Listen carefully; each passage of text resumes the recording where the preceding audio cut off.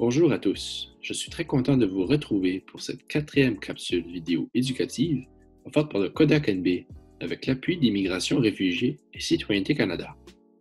Je vous propose de continuer à examiner les différentes fonctions liées au service de messagerie. Tout d'abord, je vais vous présenter la fonction recherche. Cela peut être utile lorsque vous avez besoin de consulter votre boîte de réception qui est remplie de courriels et que vous recherchez un message bien précis. Ce n'est pas toujours simple de parcourir des dizaines de messages plus ou moins anciens pour retrouver celui dont vous avez besoin. Pour gagner du temps, faites une recherche dans votre Gmail.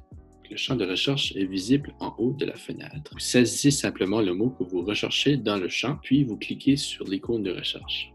Par exemple, si vous cherchez un message contenant le mot « projet », écrivez « projet ». Appuyez ensuite sur « Enter ». Le service de messagerie vous présentera alors une liste réduite de courriels qui correspond à votre recherche, limitant ainsi le nombre de courriels que vous devrez consulter. Vous pouvez voir ici, dans ma boîte de réception, elle n'est pas remplie. Pour me prêter à l'exercice, je vais tout de même écrire projet A et voilà. Et le service de messagerie me présente le seul courriel qui se rattache à la recherche que je viens d'effectuer. Ensuite, le deuxième élément que je souhaite vous présenter aujourd'hui est celui des comptes.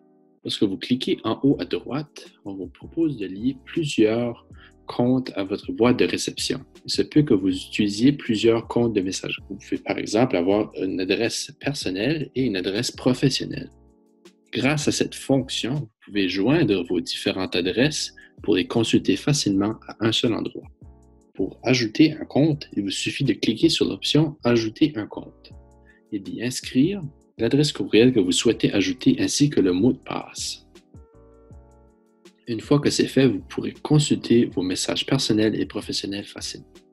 Voilà, je n'ai qu'à écrire l'adresse courriel que je veux rattacher mon compte et par la suite, on vous demandera d'écrire le mot de passe. La dernière fonction du service de messagerie que je souhaite vous présenter est celle de la déconnexion. Celle-ci est surtout importante si vous utilisez un ordinateur qui est public. Pour se déconnecter de votre messagerie, cliquez sur le logo de votre compte qui se trouve en haut à droite de votre écran. Donc ici, et cliquez ensuite sur déconnexion. Puisque j'ai plusieurs comptes ouverts, on me demande de me déconnecter de tous les comptes.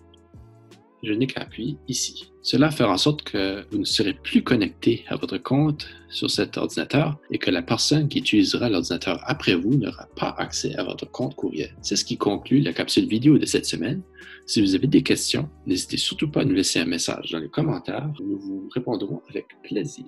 Merci beaucoup pour votre écoute et à la semaine prochaine pour une capsule sur la gestion du temps. Bonne semaine!